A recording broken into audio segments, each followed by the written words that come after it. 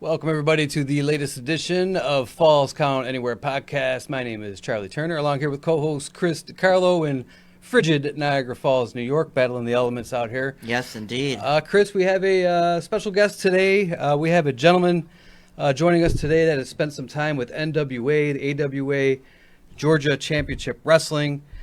He has also spent time in Pacific Northwest Wrestling, and he's definitely has cut his teeth in the business throughout wrestling history. And we are honored and privileged today to have Mr. Jerry Oates joining the show today.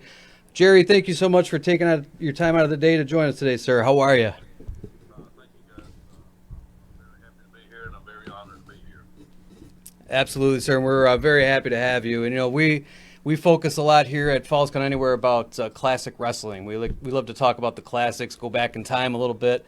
Just getting into your career, what influenced you to get started? I see that you debuted around 1970. What was the influence for you to get into the wrestling business? What made you want to do it? And who did you kind of start out working with to get started there? Well, it's a long story, like everybody's got long stories, but I'll make it brief. My sister married a professional wrestler named Dick Steinborn, who just passed away about a year or so ago. And he wrestled all over the country, all over the world. His dad was Milo Steinborn, who was the first man in the world that was squat with 500 pounds. And he was from Germany, and he came to the United States and set world records in his powerlifting. And of course, you can't make a living powerlifting, so he started wrestling and made a name for himself. And then my brother-in-law followed in his dad's footsteps. And then after my sister married him, after I finished school, I moved to Florida. Told him I wanted him to train me, and it went from there. Excellent. We do a lot of powerlifting around here. Chris over here is I think he can squat around 500 last I checked. I wish. Jerry, what was as you spent your time in the wrestling business, did you have any favorite opponents or any favorite tag team partners? I know you tagged with your brother at one point. Did you have any favorites or any guys that you hated at the same time? Yeah, I hated to wrestle. It was my brother and I. We teamed up. Of course, he was my best partner. My brother-in-law trained him as well. My brother was 4 years younger than I am, and we started off wrestling together. After he broke in, I broke in a couple of years ahead of him. We started over in Alabama, and we won the Alabama tag titles there. And then there was a big split here in Georgia. I don't know if y'all are familiar with all that. Yes, I am, sir. Okay, so I was booked to come back to Georgia. I wrestled here in Georgia when I came. After I started in Florida, I came back home. And then my brother started, and he was over in Alabama, and so I went over there shortly. And then I was booked to come back to Georgia, and the split happened. And so I went back with the original office, which I will say was the original office. And then my brother went with the new group, which was Ann Gunkel's doings. Of course, Ray Gunkel was the majority stockholder of the company then, and then he passed away. And so they more or less kicked her out. So the original group of the wrestlers that was wrestling for the original office, they went with Ann, and that left them. And I was already coming back to Georgia, and so I got caught up in the middle. So I went back with the first group, and my brother came in with more or less the new group. So he wrestled for them, and I wrestled for the original group, and kind of worked out for both of us, So Absolutely.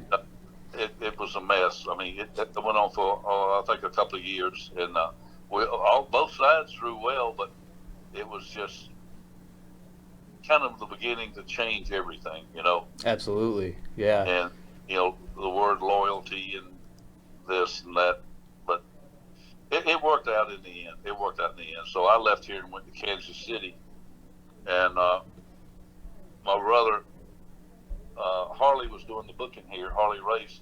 He told me. He said, "I'm gonna get your brother out of here." He said that Gunkel Promotions getting ready to fall, and he said I'll get him out there. So he came on out there to Kansas City where I was. I was teamed up with Mike George at the time, and then my brother came out there, and then they eventually put us together, and we did well out there in that area. Yeah, that was Central States, 1984-85. I remember it well. 74, 75. Oh, you're going way. Okay, Way back before y'all know anything about it. way You know, back. I know. I was born in '75. Like I said, I remember from '80 on. But Yes, and Jared, did you have any? Was like when you were starting to make your ascent into wrestling? Did you have a specific opponent that maybe you didn't enjoy really getting in the ring with, or maybe anybody that kind of broke you in, so to speak, to kind of give you a tough time as a new guy? Does that go on? Did that go on back then? you know, I tell the story. I was always blessed. I never had anyone actually try me or test me. I'm not telling you I was the baddest guy out there. I'm not going to do that like most guys will tell you they beat everybody in the country. And no, I'm not going to do that. I was blessed, but there was guys that I really loved wrestling, and then there was guys I didn't. It's just the way it is. Yeah. Just the styles and just don't match up. But there was more guys I love wrestling than I didn't like wrestling. Very good. Yeah, and when we kind of look at today's wrestling as opposed to wrestling back in the territory days, and then even leading into the golden years, so to speak, of WWF, the style of wrestling has changed. Are you a fan of how wrestling is today? Like we saw last night on AEW, they had a ladder match where there were just a lot of high risk moves going on, or I should say Wednesday night, there was a lot of high risk moves going on. Which seems to be a lot more these days than back in the day. It was more like power wrestlers and technical wrestling sort of thing. Do you follow today's wrestling, and what is your opinion on it? I do not watch. I stopped watching New York. I just call it New York because it was WWF, Right. WWF, WWE. I don't know what they call it today. But I still enjoyed watching them until Steve Austin left. And then I stopped watching. Oh, okay. So right around the Attitude Era, where a lot of people dropped off once they went to the early 2000s. Yeah, once they went to the PG programming, and they kind of, I'm with you there, because a lot of people appreciated those days where Stone Cold and The Rock and those guys, they had a little bit more freedom on the mic. It seems like. There was not a guy out there that worked any harder than Austin did in that ring. He worked his butt off, and I grew up in an era of everybody thinks that era was the one. Of course, Austin's era and that crowd when Vince started taking all the talent from all the other territories. Those boys were making so much money. I know Orndorff told me. He said, "I'm making so much money." He said, "I get up in the morning, it's like my hands are actually shaking." I mean, but in my heyday, there was no pay-per-views. We made good money, there's no doubt, but we didn't make the money they made, and I don't begrudge them. More power to them. But I was blessed. I wouldn't trade anything for the era I was in when I started wrestling in Florida. I don't know if y'all are familiar with Florida. Back in the day, Eddie Graham had it. Yes, sir. I couldn't have started in a greater place. I mean, talent from all over the United States would come to Florida. They come there for the vacationing and the weather and the beaches, and they go scuba diving, and it was a great life for wrestlers. They bring their families, and it was like a vacation for them. Right. And some of the greatest wrestlers in the world were down there. Jack Briscoe was there. Bob Roop had just come out of the Olympics. Dale Lewis was there. He'd been to the Olympics. So I got to wrestle all these guys. Very cool. And later on in my career, I was in main events with them. So I was at the right place at the right time then.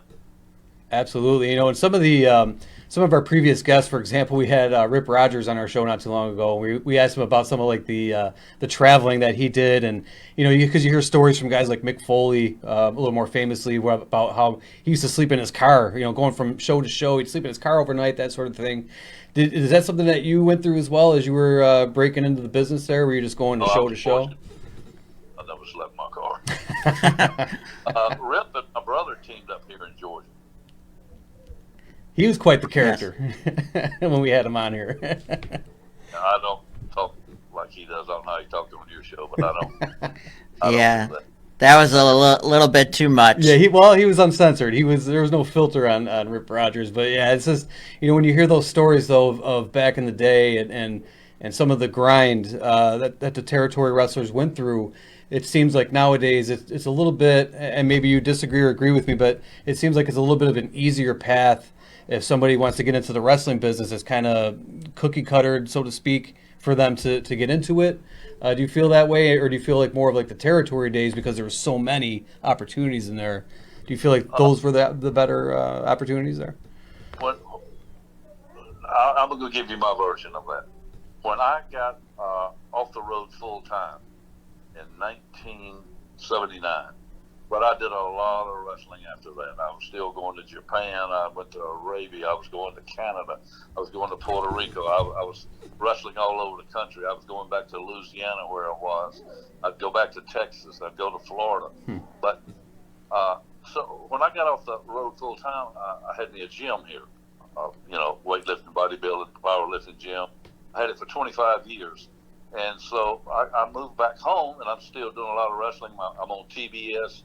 I'm on here in Columbus, Georgia, was the last live wrestling show in the United States, and that was still going on. And I'm on TV, and so these guys that working at my gym, they would come up to me, man, I want to start wrestling. I'm thinking, yeah. I was nice, so I had about 10 of them one night, and then they found out quick they didn't want to do that. But I've had guys since the whole thing has changed. I know I lived in Savannah for a few years, and I was working out over there, and some guy recognized me. Several of them did. Said, "Hey, have you ever trained anybody to wrestle?" I said, "I've trained quite a few guys." "Well, we want you to train us." I said, "It's not going to happen." Those territories were gone then. Right. They said, "Why?" I said, "For what I would charge you, you would never recoup that money." I said, "Because if the WWE don't train you, they're not going to use you." Right. And then I said, "What are you going to wrestle around here for $10?" I said, "I'm not going to train you." I would have been doing them an injustice. Yeah. They could have never, made any money. I mean, it's a different animal now. Absolutely. Yeah. I mean, the style of wrestling, you stop and think about what we did. When I say we, all of us, the promotions, the bookers, just like here in Georgia. I'll give you a rundown right quick if you want to hear it. Absolutely. Monday night here in Georgia, Waycross, Georgia ran, and Augusta, Georgia. Tuesday night was Macon and Savannah. Wednesday night was like Columbus and Carrollton. Thursday was Rome, Athens, Georgia, and Albany, Georgia. And Friday night was Atlanta and Statesboro, Georgia. And then Saturday we did Atlanta TV, Columbus TV. Then we went to either Carrollton or Griffin. We didn't wrestle on Sundays then. These towns ran 52 weeks a year. Wow. Week in and week out. Now, do you have any idea what it takes to draw money? No. You got to have a booker, and then you got to have talent. That Atlanta City Auditorium would sell out every Friday night. Every Friday night. And then they went into the Omni. Then we started going to the Omni. I know I've heard Ole talk about. I wrestled for Ole many, many years. A lot of guys hated wrestling for Ole, but I love wrestling for him. But anyhow, he said he talked to Vince Sr. one time. He said, he said, he said, we sell out Madison Square Garden every time we run it. What do they run it? Once a month then? Yes. Yep. Ole said, really? He said, we run the Omni every Friday night and draw 18,000 people every Friday night. I mean, so it was a different thing up there. And Florida was the same way. And I was in the Carolinas when it was on fire. The money we were making in the Carolinas in the late 70s was unbelievable. Everywhere we went, sold out. It's a different animal now. What an awesome feeling that had to have been, too, going to a sold-out arena. That grind that you're going through and then working in a sold-out arena, you're knowing that it's paying off because the fans are noticing and Right. they're loving it. And guys, talk about the grind it was. I wanted to do that. I wanted to be a professional wrestler. I knew when I got out of school that I didn't want to be, while I was in school, I didn't want to do what everybody else did. I wanted to be something different. I went to schools, they're doctors here in my hometown, they're lawyers, they're big executives. I didn't want to do that. I wanted to see the world. I wanted to do something different. I wanted to travel. I wanted to see what the world was about. And I lived all my dreams through wrestling. That's fantastic. Yeah. All the things I wanted to do. And so as far as the grind, it wasn't a grind to me. But I loved what I was doing. I loved it. And I told my girlfriend the other night, I want to write a song, and it would be called Just One More Time. I'd love to do it one more time. Man, I'll tell you what, if you write that song, we'd love to hear it on this show. We'll play it. We'll be promoting it. I'm seriously thinking about it. I mean, that's how much I love it. And some guys did it because of the money back then, and a lot of them did it just for the money. But of course, I did it. That was my living then. But I did it because I loved it. And a lot of guys got in it, couldn't handle the traveling, but the traveling, I knew that getting in it, that was to be expected. That's the thing. We've heard a lot of stories too that a lot of guys learned a lot of just picking the brain of somebody more experienced than you on those car rides to the next arena. You spend 3 or 4 or 5 hours in a car. You could just talk to them and kind of get some feedback. Is that what you did as well? Yeah, that's what I know. When I first started, my brother-in-law, when I started in Florida, we'd be coming back from a town, and I know the first night I ever wrestled, my first match was in March of 1970 in Fort Myers, Florida. And all he did talk to me going back to Orlando about everything I did wrong, not what I did right. And I listened to him. You should have done this when you did this, you should have done that, I mean, that's how you learn from guys that knew, and that's how you learn. Especially back then, I would assume you didn't have the luxury of going back and necessarily being able to watch, because not everything was televised. I would assume back then, like it is now. Of course, pre-internet, right? So now a guy wrestles a match, you can go back and watch it 1,000 times. Where back then, you didn't have that joy. Right. Now you could only see something that maybe you did on TV, but that was, 4 or 5 minutes, 6. Where you gonna learn watching yourself in 6 minutes, But exactly. And my brother-in-law, he told me, he said, how you learn?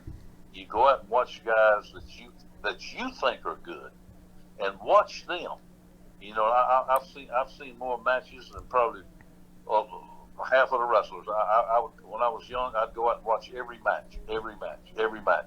Guys that I thought were good, And he said, don't steal their stuff. Just see what they do and how they do it.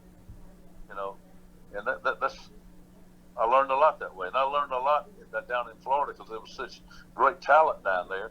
And they would take a new guy they knew was sincere and wanted to learn, and they'd really help you, And so I was blessed in that area of the wrestling world.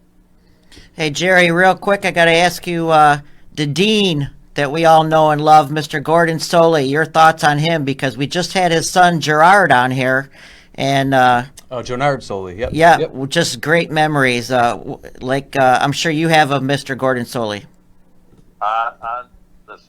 Gordon and I were very, very good friends. I knew him from day one, and he,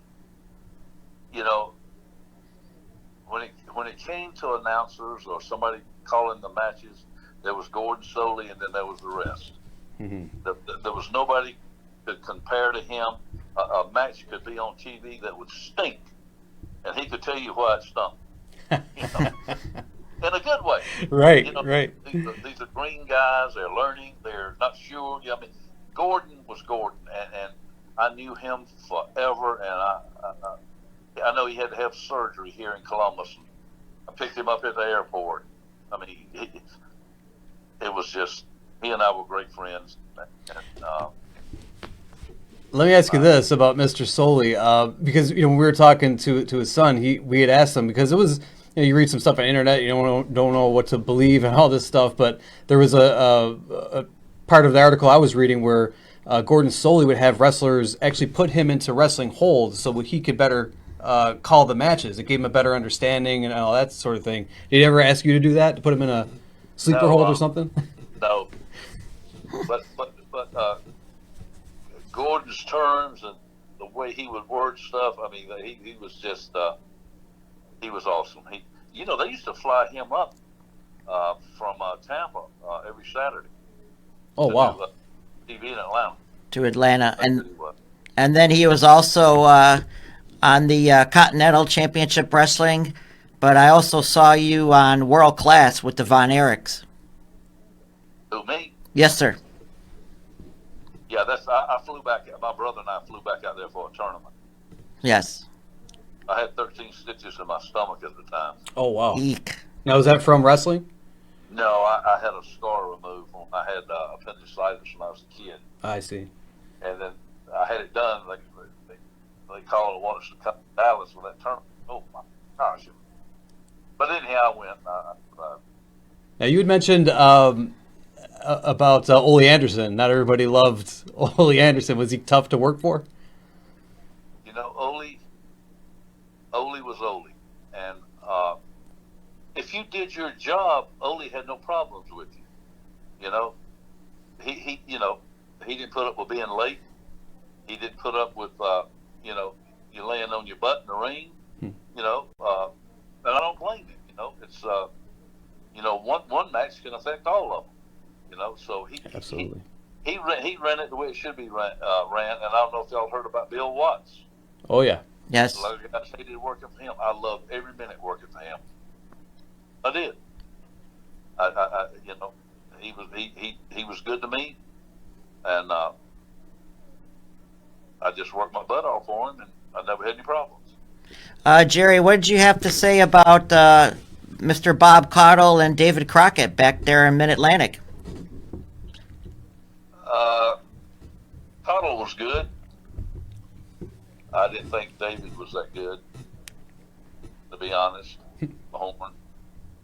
That's me personally. Right. But, his brother owned it, so what are you going to do? I guess they all had equal share, I'm not sure, but I worked for them up there. But I'll give them credit for one thing, they paid well. They paid well. Oh, that's always a good thing. Absolutely. Yeah, that really. Yeah, the money was unbelievable. Well, Mr. Oates, Jerry, I know you said call you Jerry, but man, I just can't help but respect you and Exactly. call you Mr. Oates, so it's a habit. I Man, understand. we thank you so much for, taking time out of your night tonight or out of your day today to join us. Anytime we get anyone from the territory days and somebody as yourself to join us and talk some wrestling, we're always very appreciative of that. So we do appreciate your time tonight. Oh, we got to mention about our friend, Sheik. Oh, right. Before I let you go, though, Jerry, our show, we always have our Sheik tweets. I don't know if you followed the Iron Sheik on Twitter, but he's quite animated. And, for us, we would love to get him on here one day, but I don't know if he does any more appearances on radio. I know he did a lot with Howard Stern maybe about 15, 20 years ago. What a character. What was your relationship like with the Sheik? I knew him when he was Ali Vazari, when he first came to this country. I first met him in St. Louis, and he'd been to the Olympics and all that stuff. I got a lot of stories to tell you about him when I was in Oregon. Anyhow, he was different. Then when he came to Oregon, he came out there as the Iron Sheik, and he did all right. He did all right there. That was, even though he was a great amateur wrestler, I mean, Oregon was a wrestling territory like Florida and Georgia and the Carolinas. Some territories like Tennessee was kick and punch, but Yeah. They were wrestling territories, and that's where I stayed mostly. But I was blessed, I got to wrestle in Oregon and California and all over, the Midwest, Kansas City, Kansas and Iowa, and I wrestled for the Von Erich, for Fritz, so Some legendary names indeed. Yeah, I was fortunate. That's awesome. Jerry, anytime, you're welcome back to come join us and just shoot the breeze about wrestling with us. We'd love to have you back anytime and hear some more stories from you because, for us, just a couple of fans, it started this podcast, back in October of last year. So every time we get a guest, we're just so honored and to hear some of these stories for us is just so awesome. So we do appreciate your time today, sir. I appreciate y'all having me, and y'all keep up the good work, and don't forget us old timers. Not at all. Absolutely. Never indeed. You're our main bread and butter. Yes, absolutely. You're our bread and butter. So yeah, we would hope to have you back down the line, sir. Anytime you want to have me, just get in touch with me, guys. Absolutely. We appreciate it, Jerry. Thank you very much. Thank you, guys. Good night. Take care now. Bye-bye. Wow, the Well, that legendary was, Mr. Jerry Oates. What a guy. The fun thing about doing some of these interviews, I would say all the interviews, when you get the that inside perspective of pro wrestling, especially back in those in the day. territory days, man. I don't know if I'd be able to do that. But the dedication, like he said, he didn't want to just do what everybody else was doing, and he took a different path, and look how it worked out. So that's for anybody out there. You got a goal in mind, just go after it, because don't let anybody tell you anything else, because at the end of the day, you got to live with your decisions. So we certainly appreciate Jerry Oates coming on with us today and talking some wrestling. We're going to take a quick commercial break here, and we'll be right back on the Falls Count Anywhere podcast.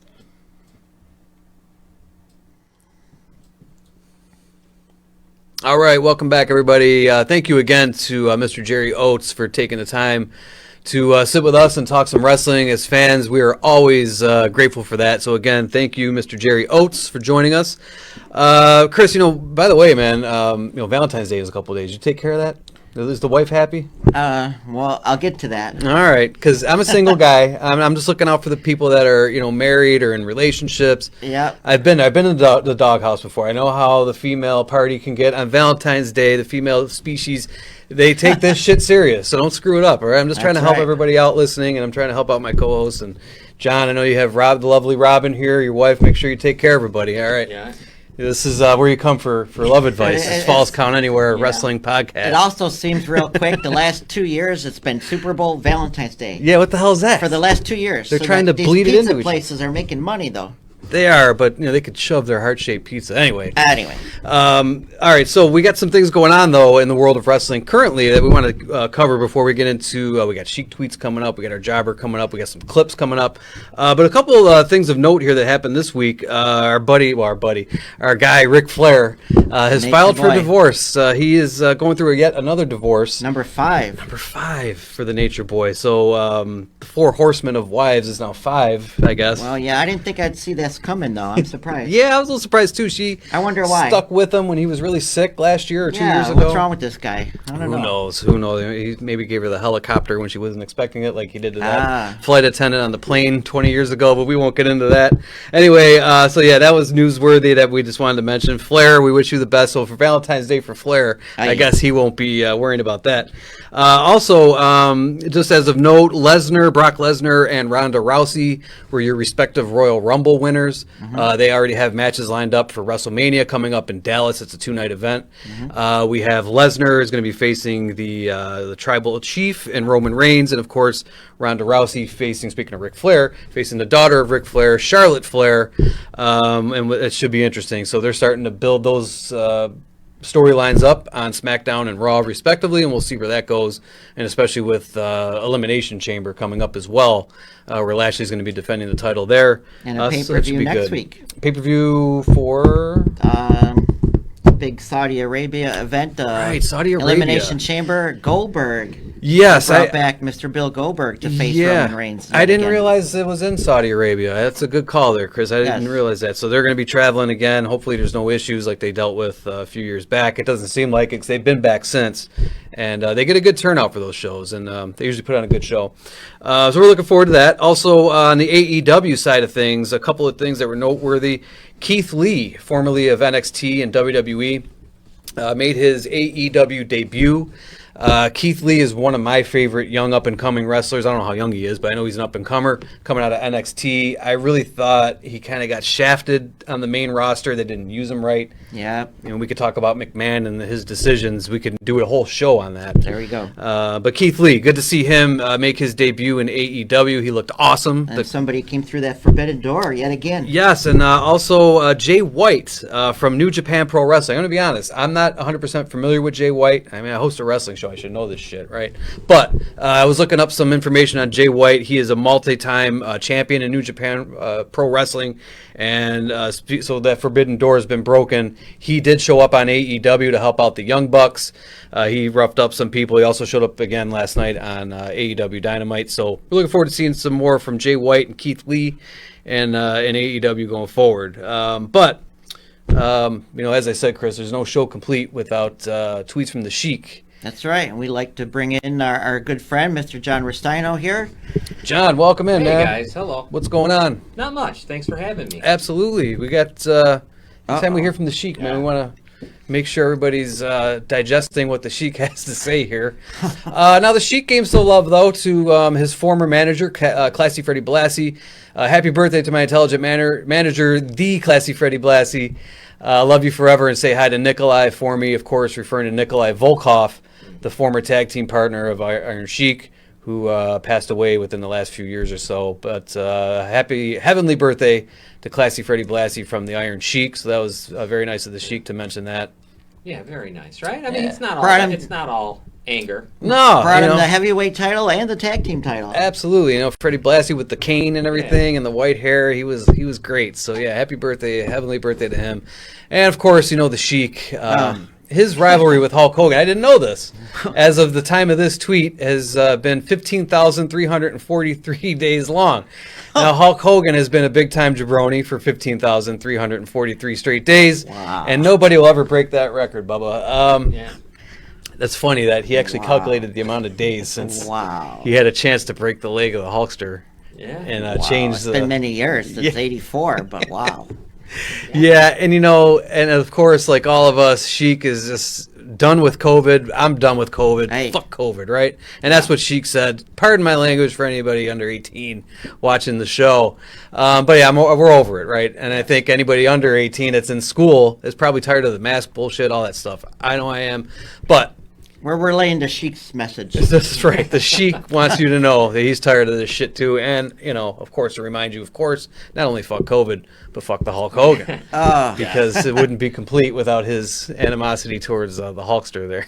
They are one and the same, man. Yeah. And Hulk Hogan They'll to him. forever be united just from that one match that Wow. spawned WrestleMania and Right. the Sheik never breaking the leg of the Hulkster there, man. That's always fun to hear from the Sheik, so we enjoy reading that. We'll have more as we go in future shows, of course. But, Chris, we got some clips coming up. Yep. Why don't you Classic go ahead and... clips again once every week here. Falls Count Anywhere, Gorillas Inc. Of course, these are all from my personal collection, as we say that also. And I don't know if that helps us or not, but we haven't been sued yet, so that's good. So yeah, that helps. Little disclaimer, but go ahead. Right, and here we have our first clip. John, I'm sure you remember this. Well, old classic NWA Mid-Atlantic Championship Wrestling. I believe this is 1980 in the studio WRAL. We have Again, another one of these studio shows that really the Mass Superstar just going after the Gene Anderson's army, breaking the cane of Gene Anderson, putting the boots to Snuka and Stevens and Gene Anderson there. Look at Bob Caudle, just don't know what to do. There's David Crockett in the corner there, getting out of the way of the Mass Superstar.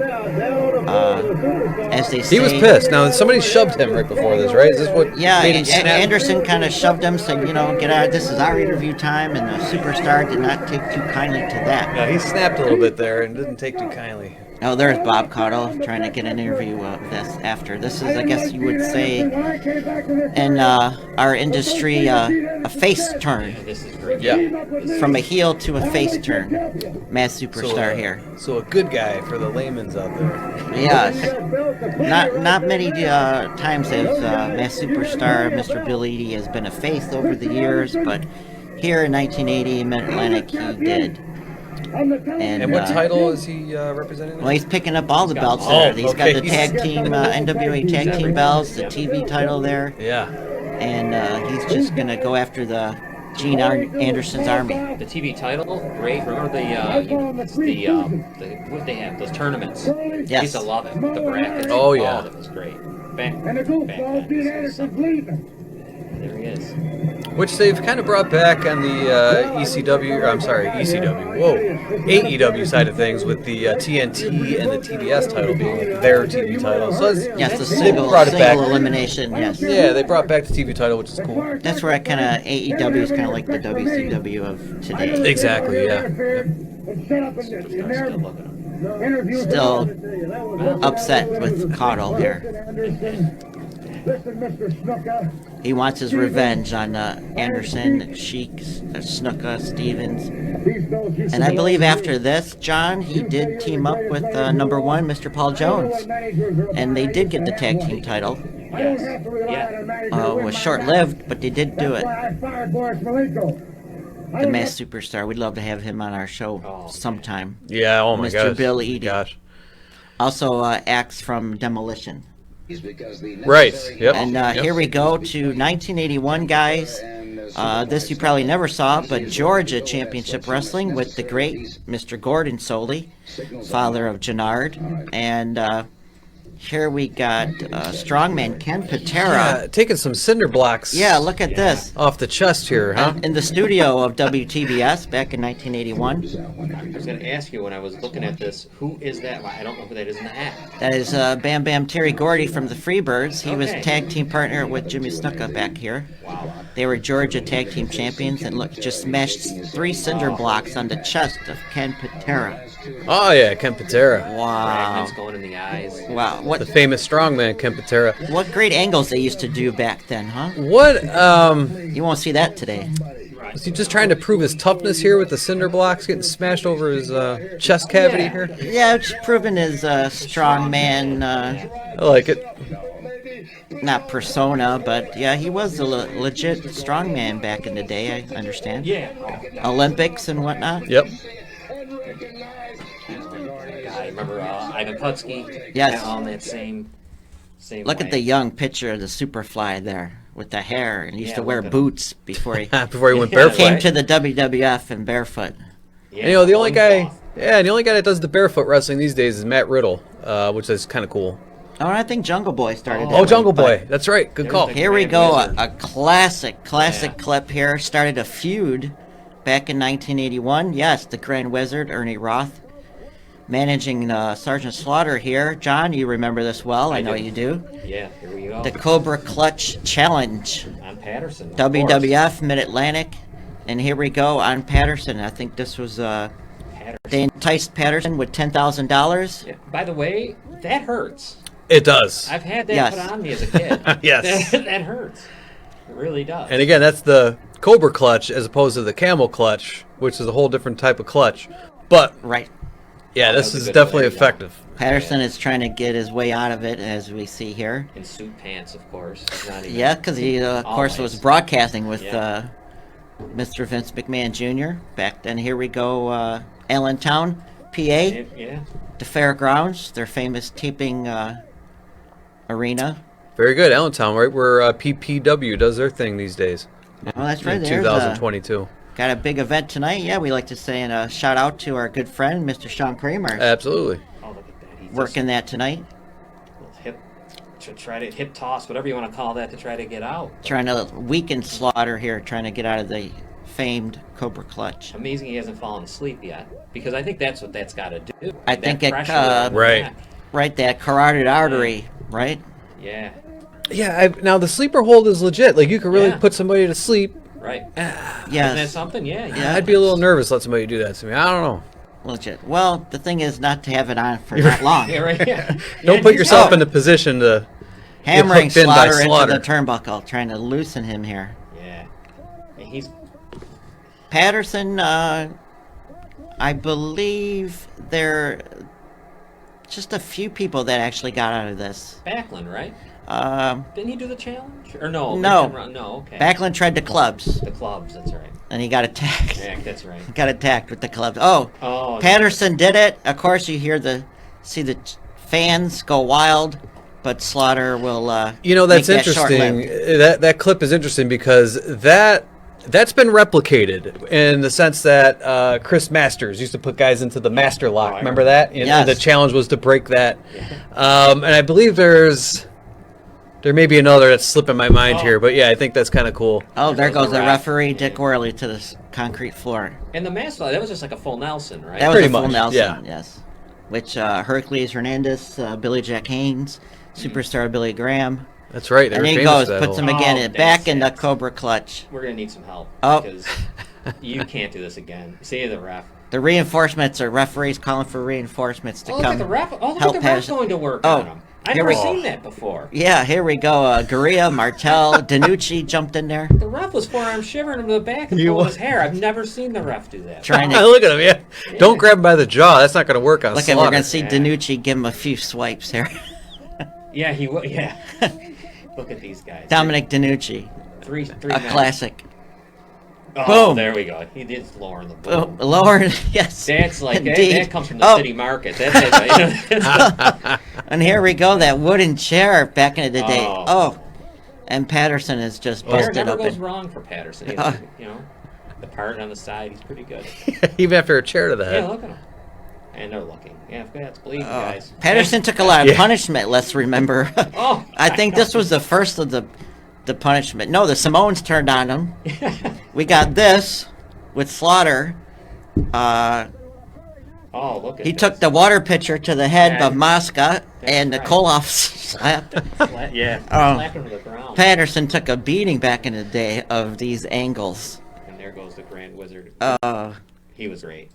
Patterson took some beatings in the Attitude Era too from Stone Cold during Yes. that rivalry with Vince McMahon because he was a right-hand man to Vince. He took a couple stunners for sure. Fantastic, yeah. Oh, and here we go, going up in years. This is AWA out of Minnesota. Back in the day, 1983, Mr. Saito doing some type of ceremony here with Oh, the right, with incredible Hulk Hogan. Yeah, the big Hulkster. Gene. Yep, me see Mean Gene back in the... What was his name? It wasn't always Okerlund. It was something else. It was another name. I remember. Ooh, that I don't know. Weird. Like Kennard. I don't know, something weird. Gino Kennard. I don't know. I don't know. We'll have to... We'll have to look into that. Look into that. Dig into the archives for that, yeah. Yeah. But he's never had hair. No. No, very little when I he feel started. like I with feel the like he was fake. born They with had a very little. He was born with a cul-de-sac, and that's what he had his whole life. Because every time I see Gene Okerlund in a clip, he got the same haircut. Oh. Oh, Breaks out the salt as him and Mr. Fuji. There goes Rock and Roll Buck Zoom Zumhoff off. He's great. Zoom off. trying to run, trying to help the Hulkster here, but he gets Oh. tossed away. He's no match. No match for the superior Japanese athlete, what year is this here, Mr. Chris? Saito. This is 83. 83. Okay, this is before or after Rocky 3? This was after Rocky 3. Okay. I always get that timeline. Yeah, messed this up. is like the middle of 83 here, where Hogan left the AWA but came back. Had Yeah. this feud here with Mr. Saito and Dr. G. David Schultz, and then, of course, we know where he came from there on. Oh yeah. yeah. The thing with the Hulkster, and the reason why I asked because he was huge back then, even height-wise. He's actually shrunk a little bit. He said that he shrunk because he's had so many back surgeries over the years. It actually lowered his height to about 6'4". I think he was about 6'7", 6'8" back then, and he lost about Probably 4 inches in height over the years. Slender, 300 pounds here. Yeah, absolutely, yeah. But Good yeah, little, there the Hulkster got busted open there with that trophy He sure did. attack. Wow, yeah, the Hulkster took some salt to the eye there. Kind of reminded me of WrestleMania 9 when Yokozuna threw the salt in the eyes of the Hitman, leading to a match with the Hulkster in that main event where Hogan won the title. But yeah, very good Yes, clips there, Chris. Good. Oh, we got another one here. That's right, we got our boy Frankie Williams. Oh, this is a classic. Roddy Piper came to the WWF in the beginning of '84 with his Piper's Pit. Who could forget? Loved the Pit. And one of his first guests back in the day here, 1984, Good old Frankie Williams. Yeah, Yeah, Frankie and Williams. we're going to kind of blend this into our Jobber of the Week. Yeah, look at this. From Columbus, Ohio. Yeah. Just by Columbus, Ohio. I've never berating been to Frankie Columbus, Williams. Ohio. I love it, yeah. Tells him, yeah, well, the audience will hear. This is great. Where did you come from? Yeah. When you're talking about Then he tells him about. players in a career like Well, he just mine pretty much right tells now, him why he's horrible. Yeah, never won a match. Yeah, pitting him up against it, he walks away. So on and so forth. He has no guts. but I have never actually lost a So, match. But I feel like once one of my, I think it's my favorite Piper spit ever. Yes, gotta rank up there in the top 10 Yeah. of pits Best over the years. This has got to be up there for sure. I believe I could do this right now if needed. Like I know the whole, I know The whole it. spiel? Yeah, I can still hear it. I'm not even listening. I'm the Piper, and this is great telling him now. You're a coward. Yeah, you're you're this, a you're this. You bring a guy to the run, you back off instead of going forward. Oh, he goes, no, I'm not a coward. What do you think I am? I get in that ring. Yeah, and I'm still in there. I think he says. Calm down, calm down. Yeah, it's not physical, it's mental. He tells him. Here we go. Although it's going to get physical, as we all know. no matter what. Yeah, he gets buried with the mic here. You'll see. Because, Frankie tries to step up to the hot rod, and I guess nobody does that, right? Yeah, especially in the pit. Oh, there he goes, mouthing up. Oh, there it is. Jeez. Clobbered Now to the Frank. windmills. No. Look at those. Oh, knee. And that knee was a good one. I mean, that Then he was- just shoves him on the chair through the curtain. Oh, here comes Oh. Frankie, though. Yeah, he's not. Give him a little guts, but Yeah, and there you go. and goodbye. Yeah, just like I being love thrown out of Piper. old brags. Piper as a heel was just That's- fantastic. Oh, the hot rod. And yes, indeed, that leads into Charlie. That's a famous line there. Just when you think Yes. you have the questions, I change the answers, or when you have the answers, I change the questions. Something like that. Yeah, something to that effect. The hot rod. That's awesome. Frankie Williams now was featured in that last clip there with the hot rod. And he is our jobber of the week, as I mentioned. And of course, we say jobber, but enhancement talent, if we're going to be nice about it, right? But Mr. Frankie Williams is actually known as, his real name is Armando Pumarejo, if I'm pronouncing that right. I don't know. I'm terrible at Spanish. Interesting. But he is U.S. born, place of birth unknown. He only wrestled 7 total matches. But Oh, gee. obviously, this stands out because, this made him infamous, I guess, right, for getting his ass kicked on the Piper's Pit. Made him so. a name. Yeah, so, so shout out to Frankie Williams. No information here if he's still with us or not. It doesn't. Yeah, I'm not sure. I hope he is, of course, but a little limited information on Frankie. Again, he only wrestled 7 matches. That could be why things are so limited there. But good stuff. And John, we have you here, and we want to talk a little Super Bowl here because Okay. your goal getter show, which is great. You and Julio Thank doing a good job on that show, and I got to Yeah. say too, when Robin and Wade chime in with their predictions, man, they're spot on with a lot of these, and it's like, man, they're bringing up some great And points. all the info. Yeah. Yeah, it's fantastic to listen to the show. But we got the big game coming up. Yeah. Well, let me ask you, who do you like? Well,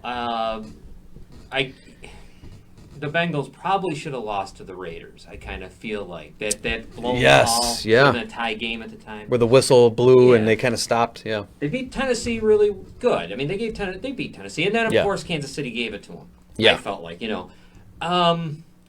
don't know. I think they might just be blessed or something, and I'm going to say the Bengals win 29-20. Okay, you think they're a team of destiny? They're Yeah, gonna... I think they win. I do believe though, I'm kind of going on a limb on that one.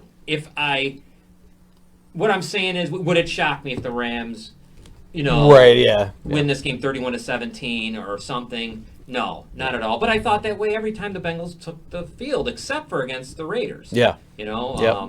We know they got a better defense, the Rams. It's not even probably close. Right. Stafford, I talked about this last night. He wins. That's a Hall of Famer you're looking at. Yeah, QB. that was an interesting part of the conversation because I'm wondering, even if he stays in Detroit and has losing seasons throughout the rest of his career, is he still a Hall of Famer? I think he still is, regardless Yeah. of the Super Bowl appearance. Now, I think some guys need that Super Bowl appearance to kind of give them that boost, like Eli Manning. Yeah. Might have an outside chance at the Hall of Fame, maybe down the road. I don't think he's first ballot. But yeah, I think that's a factor with the Super Bowl appearance. But I think numbers-wise, Yeah, he's 12th all time. Yeah. I'd have felt, Dan Fouts, Jim Kelly, Warren Moon, these guys, not even close. Now it is a different world. I know. Different league now, sports are yeah. different. It's a different world, but I don't know. I think it's a huge game for him. What Yeah. a legacy game. I mean, Burrow's got a lot more to go. Yeah, Stafford, right. man, it's Might be his only chance. yes, Yeah. and but I'm gonna go with the Bengals.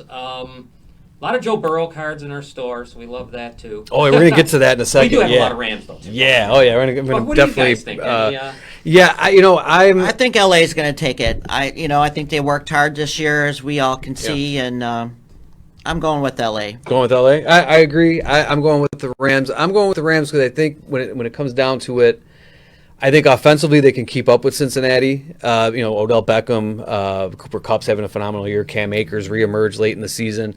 And I think the X factor in this game is going to be definite Hall of Famer, Super Bowl or not, Aaron Donald, is a game wrecker. And once Von Miller came aboard and you got two guys on that line to worry about, I think Burrow's going to be running for his life half the game. But I think they're still going to be able to score some points here and there. But I do like the Rams. I'm going 26-20 LA.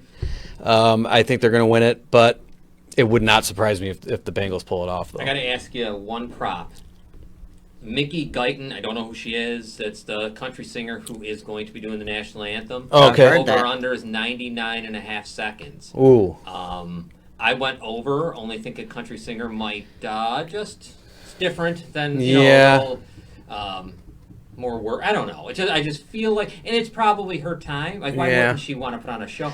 But 99.5 seconds. My theory, and I think that's a good bet, going over the 99 seconds. My theory is Whitney Houston had the best. I think a lot of people would agree she had one of the best performances ever before Super Bowl 25. And I think ever since then, everybody's tried to top her, and some people have failed miserably, and some have just absolutely just stretched the song out to where it's like, this sounds terrible.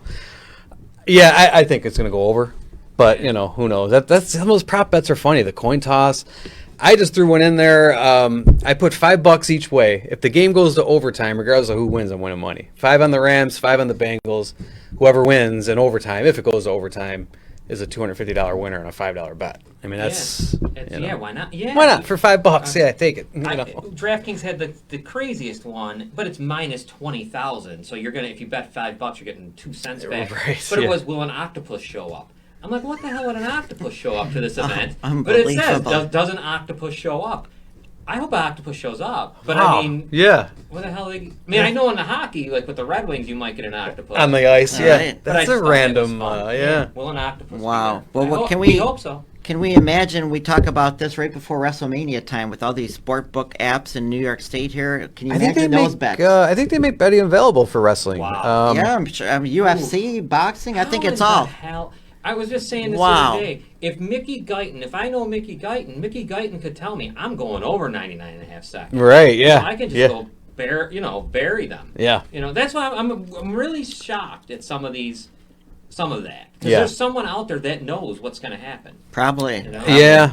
And And an unrelated, I'm related to the game, but kind of off topic a little bit. And it's something that Chad Johnson mentioned on his Twitter feed, and it got my attention even before that. The minimum ticket price for the Super Bowl is like $3,500 for one ticket, or like $4,000.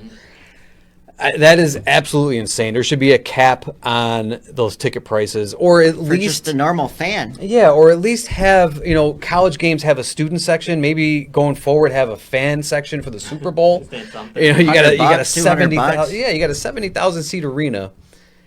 Designate 20,000 seats for the regular average Joe that's busting ass to make ends meet. Yeah, is right. not going to spend $4,000 on a Super Bowl ticket. Come on. No way. that's terrible. You spend all that money during the year, you go to games and your season ticket holders, all that stuff. And yeah, if you want to go see your team play in the championship, you're spending, You're done. yeah, you're knocking your bank account mortgage time. out. Crazy. Yeah, But for average before regular. we go, that leads into what I got to say. And we appreciate our fans for tuning in each week here on Gorillas Inc. But we want you to check out our Gorillas Inc. store. We have wrestling cards, autographed signed Bret the Hitman Hart figures. That's We right, have that's just T-shirts, new. Yeah. mugs, Yep. sports cards, memorabilia, everything here on the Gorillas Inc. store. Just check it out on Facebook and wherever you see Gorillas Inc. And also, we'd like to hear a quick update. Elena DePaulo, we're still trying to help get a kidney for her. Yeah, we talked to Elena this week on Citizens United for a little bit.